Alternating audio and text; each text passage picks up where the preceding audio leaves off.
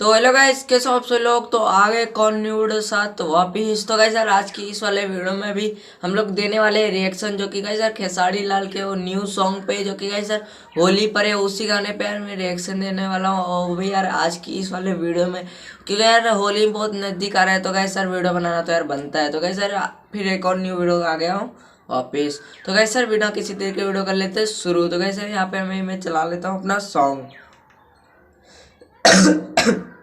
Sorry guys. चलो guys यहाँ पे शुरू हो चुका है।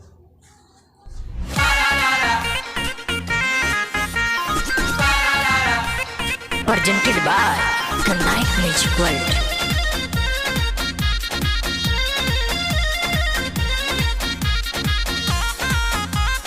होली है भाई होली है, पुराना मानो होली जब है। से चढ़ल फागुनवा क्या बा होलिया, सभे रंगल चाहेला हमर गोरकनिया। होली में छीन रंग ओ भाई, जब से चढ़ल फागुनवा क्या बा समझ रहे हो गाइस। सभे रंगल चाहेला हमर गोरकनिया। बाबा बाबे के हमारा नाम उमर बिया, उमर बिया।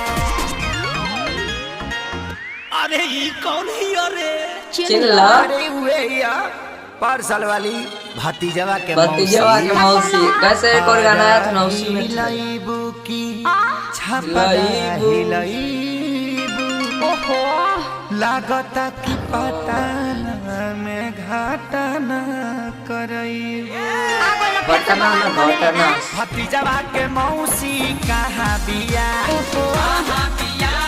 या होलिया में कोइला बिया छिया छिया अरे ना भागो लोग, पर साल के भूलल नहीं थी, खूब उपद्र कइले रहलो।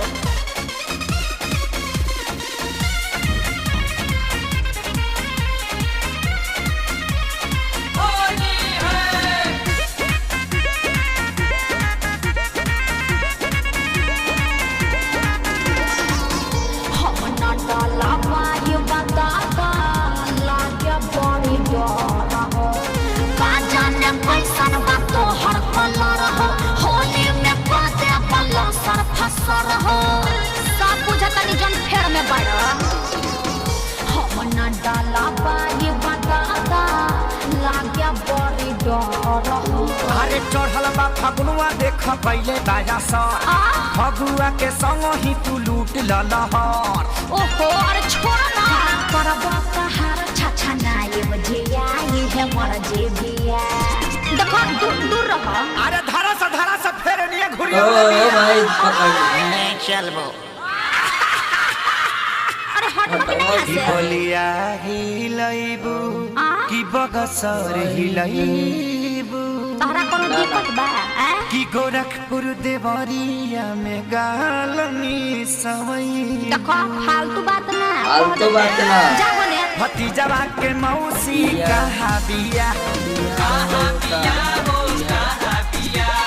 रंग दस दस छिया छिया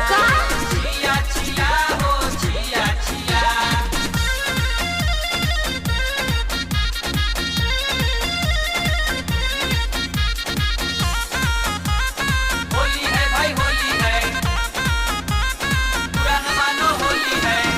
पवन रंजीत जानी कोरी बोरिया, चंदन जी जाना सताई पिचकारी, घीची के झोटा ना गोबर में लसारी। अरे तनी रहम करो, मैं हेयर खराब हो गया।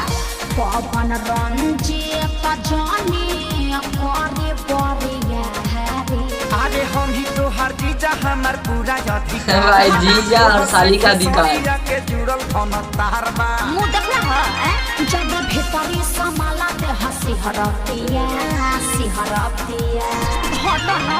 अरे चले रंगिया से तला छोड़िया समा घेर घेर अरे बाप रे। खाने आसबो আমি থাকবো না। नखड़े देखइबू की जतरो बनइबू अरे हटा, मुँह देखना है हसो के फगुनावा का सुखले बितइबू सुखले कहे के बीती, जाके भौजैया के लगावो।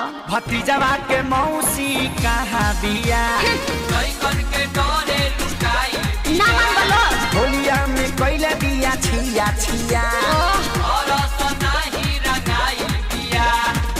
अरे बाप रे मैं रंग के चितकावर को देलो जा।